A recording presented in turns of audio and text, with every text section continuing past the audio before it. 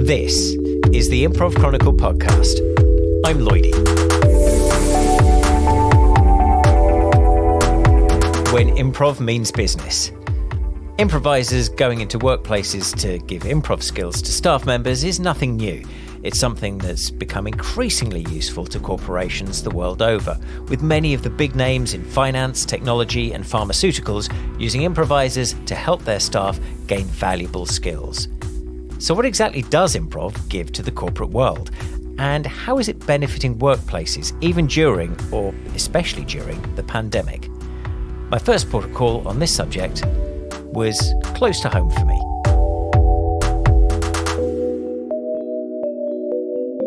Well, we see organisations coming into us with a wide range of needs. Richard Bradford is head of facilitation at one of the improv companies I worked for, the Maydays. He acts as a bridge between organisations and their needs and the Maydays and what we're able to do in terms of delivering trainings and experiences. I think the thing with improv, though, is that there is a fear that the teams that people have in mind may not respond well to it being improv because they think they're going to have to sing on stage and it's going to be petrifying. So what we try and do is think of improvisation as applied to different skill sets that an organisation knows they need help with, and the organisations leave us to bridge it and make it work for that organisation, even if it's a team full of introverts that would run a mile if they knew what it was or what they thought it was going to be. But we'll have improv sessions for things like sales pitch training and proposing to other organizations, presentation work, just things around ideation, flexibility and agility, group dynamics, where a team, as I said earlier, has probably kind of worked a lot together, but perhaps just in a quite ossified way, and they need to just kind of shake loose. With senior executives, we do quite a lot around confidence and communication skills, and their own engagement and mindfulness as well. Just being present, being really kind of in a good active listening space. Listening is something that came up in different ways throughout making this episode.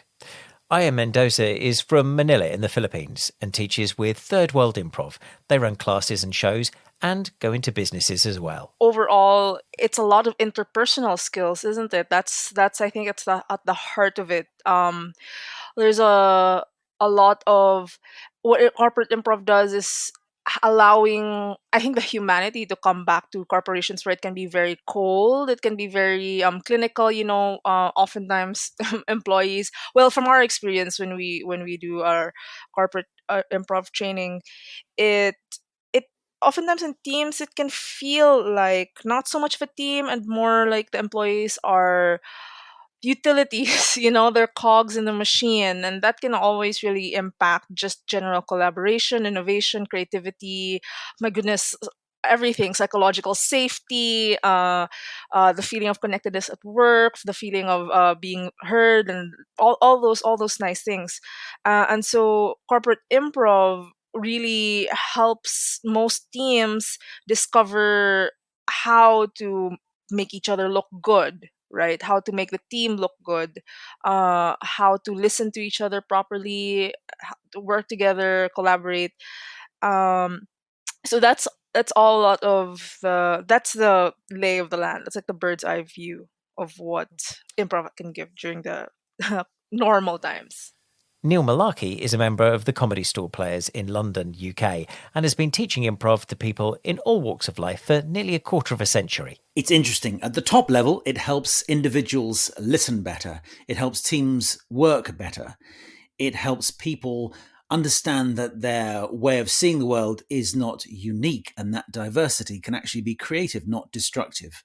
But at its base level, I think if I've allowed a team just to have fun together, to laugh, I've done a good job. Do you think that last point about them being able to laugh is sometimes underrated by businesses? Definitely. People talk about creativity, innovation, collaboration, and they don't realize that people laughing together is emblematic and also creates the right environment. Laughter, humor, not laughing at somebody, but that sense of having a smile together does mean that people are prepared to take risks. They're people who are prepared to speak up. There's a book called Humor Seriously, which is excellent, by some improv and academics. They know how important humor is to make teams work better together. It doesn't have to be silly. It doesn't have to be aggressive. In fact, I think banter often isn't humor at all. It's just bullying. But organizations, I often ask them, you may be thinking about your 10,000 steps, your 5 a day. What about a laughter audit? Are you laughing enough in meetings, between meetings, in groups? What's the energy? Is it somehow creating humanity, or is it somehow depleting shared humanity? What specific skills do you think improv can offer to workplaces? Because very often a corporation will turn around and say, yes, but what can we actually show for this training? People don't always know what improv can provide. Some people think it helps presentation skills, and it does. Some people think that it helps you to think on your feet without falling flat on your face, which is one of the courses I have run. Yes, that's true. You can feel confident in uncertain moments. If you're listening, you'll always have something to say. But also, if you look at that more deeply, you'll get on better with your colleagues, with your clients. So improv is, how do we deal with what's before us?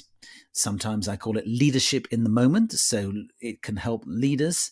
Improv can be an interpersonal skill. Hey, are we doing stuff together? Am I listening to you? Am I bantering in a good way? Am I taking what you say and, I don't know, just networking, listening to what you're saying, having better conversations? And then at a more profound level, if you are thinking about a world that is changing and ambiguous and complex, then improv says we can cope with this. Because when you're an improv scene, it can go anywhere. It may go initially in a place you expect. It may change. It may transform. And if you've got the mindset of an improviser, as a leader, as somebody who's trying to think about the future, then you are going to feel confident that change will be something you can cope with. In fact, improv is always saying, we don't know what's going to come. And that is an advantage, not a disadvantage. And change things have. The pandemic has been a big shift for all of us. So has that made the adaptability of an improv mindset even more relevant? Richard Bradford thinks so. So I think the pandemic has affected businesses in a lot of ways. And it's been lovely to see how actually people working from home can generate a lot of productivity. And there's probably more trust around that model than there was before. But what it hasn't taken away from a human perspective is that feeling of isolation. And we've seen how improvisation can really unite people together in a way that just any old Zoom call cannot do. Again, it's an ability to form deep connections with people and to get people to kind of relax and share and feel a part of a deeper team. That is really important. But I think the other thing is also about the quality of those Zoom meetings, because we're all, to varying degrees, probably sick of them by now. But if, as everything seems to be suggesting, people are going to carry on working remotely for at least a part of the time, those meetings, I mean, there's always been a question as to how effective meetings are, but those meetings are going to have to be effective. And the Maydays have been doing a lot of work around creating environments within Zoom constructs where we can get around the fact that body language and tone of voice can often be missed or muffled by poor internet connections and so on. So we're kind of reconstructing what a Zoom meeting needs to be like in order to be a lot more on a par with, the effectiveness of a face-to-face situation. For corporations during the pandemic, I think we first have to look at what the corporations are going through during the pandemic, what the pandemic has taken away from a lot of businesses. Obviously, the working from home situation has made things like eye contact, that's impossible. Other social cues is also a little bit difficult, and so even more than ever, it has, I guess, for lack of a better word, reduced a lot of the employees to feeling even more like, again, cogs in the machine. That they're just kind of some here in the Philippines, we say like you're just hands, basically, like you're literally just executing things, and other than that, nothing else. Um, so for improv to come in, it kind of, I've seen, I think, the biggest value. We've done a couple of corporate workshops over the pandemic online, which is very interesting. Um, one of the biggest things is that realization in, mostly, like the leadership in the corporation, that realization that comes into their eyes when they say, oh my goodness, yes, these are people I'm working with, or understanding like this is how I can hear them better, or these are the things that they are telling me that I'm not listening to. And Aya brings us back to listening again in relation to online calls, as does Neil. Well, I found that, of course, I've applied all the skills I've got from the theatre and especially improv to Zoom and other video platforms. Listening is vital in video calls. Making it interactive is vital in those calls. Dealing with what's in front of you, if somebody says something you didn't expect, making sure that everyone is part of the conversation, making sure people don't hog it, that there's good turn taking, thinking creatively, not just about what's being said, but just the way you set things up. So have conversations to begin with that are fun and social rather than getting to the task straight away. I experimented with standing up when presenting on Zoom, and now people are saying that's helping them bring energy to tell their stories better. I experiment with changing the dynamic. So I move in and out of shot. I go into the depths. I bring in 3D objects. Then it lives in a way that perhaps just slides don't. So all of the things that I naturally would be thinking about how to make an improv show more interactive, more interesting, more creative, and dare I say funnier, can apply to Zoom, definitely. That's true. I think people are very, very quick to click on the screen share button, aren't they, rather than necessarily bring it to life themselves. Yeah, and so I say you should animate the screen. So use your hands. And I often say to people, let's go and get an object. So it's been really interesting to ask people in advance, bring an object that's got you through lockdown. And they tell stories and we get to understand them and we share our humanity. I say, get up and move about, because sitting is the new smoking. So if you're sitting hunched over a laptop for 12 hours a day, it's not good for you, your physical life, your creative life, your cognitive skills. So go get an object. Be honest. If there's somebody from Amazon at the front door, or children and pets and partners, bring them in, share the shot. So the thing we've been doing at the Comedy Store, we've done a thing called crowdsource, spelt sauce like tomato sauce. I'm saying let's have multiple people on the screen, because it's great to see 2-3 people interacting with one another. The screen comes alive. So I'm always trying to get the interaction that I would get in a comedy club, in a theatre, in a workshop. And it's not impossible. It's a shame that I don't see them, but I feel as involved with them as I would in face-to-face. And I did an improv session for the International Coaches Federation. They said, can you tell us about improv and how it might apply to team or group coaching? And it was just such a thrill. I had people from Costa Rica, Rwanda, Vietnam, Singapore, the United States, Europe, Far East, Far South. And it was just wonderful to be part of that. Obviously, I wish I could be there, all those places in real life.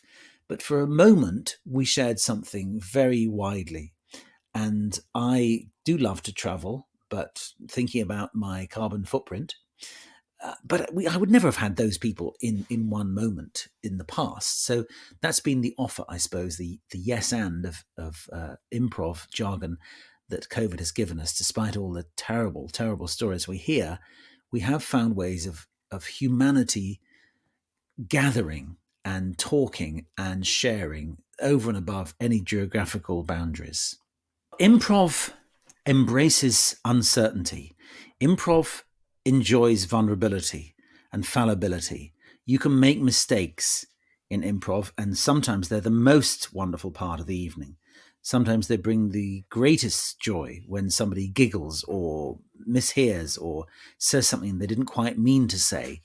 And that is where I think improv has a profound influence on businesses, because it embraces our humanity. Lots of businesses will say we encourage risk, we encourage failure, and then they don't. Improv gives guide rails for creativity and collaboration that allow for difference and allow for fallibility. Neil talks about guide rails, and those are things that you set up ahead of a task. But as Richard points out, sometimes in businesses, things can be done a peculiar way around. When organizations have had a really busy year and they've done really well, they'll reward people by doing a fun thing. And it's just like, it feels like, oh, have we gone right back to school, that you've done the whole year and you get to bring in games on the last day? It's ridiculous. If we flip that and see how doing that at the start of a period and just, getting people really just being happy in what they do and communicating freely and openly and having frank conversations and just feeling that confidence from being genuine, then that will power an organization forward to even better outcomes, surely. And having people happy in their work is something that Aya is passionate about. You spend so much of your time at your corporate job, and to do that, to go through those hours without seeing it through the lens and putting a filter of joy through it, is just draining, all these people mentally and emotionally. And it becomes that. That's why we have so many corporate people who are so jaded, who have no idea, they're just going through the motions, and it's turning them into, again, just like shells of people almost. It's people are so bitter at work, right? It's very common here, at least. So I think I'll never get tired of doing a corporate improv workshop and seeing people kind of be reinvigorated. That shift in mindset, that perspective. It's oftentimes it's as improvisers, we take it for granted. It's simple for us. It's like it's our everyday, but a lot of them really just, it blows them away to realize what can be possible and how much more human a workplace can become. And Neil feels anyone in business or any walk of life can benefit from the experience of an improv show or class. Well, I'm on a mission now. I'm at an age where I can look back and say to everyone, this is what I've learned. And I want everyone listening to this podcast to go and see an improv show and attend an improv class. And you can attend one anywhere in the world. Just try it out. Enjoy the fun of it. Enjoy the collaborative spirit of it. So go watch a show in person when it's ready and attend an improv class, because it'll lift your spirits and give you such confidence in yourself and in others, and in this process that's been around for over a century, actually, starting with a social worker in Chicago. Next time on the Improv Chronicle Podcast. Getting out of your head. From time to time, many, if not most, improvisers find themselves stuck inside their head and thinking too much. Next episode, a variety of improvisers share their perspectives on that phenomenon and tips on how to cope with it. The Improv Chronicle Podcast is produced and hosted by me, Lloydie James Lloyd. There's a newsletter to go with this podcast, and it comes out on the weeks when we don't release an episode. Sign up and get the world of improv in your inbox when you go to improvchronicle.com.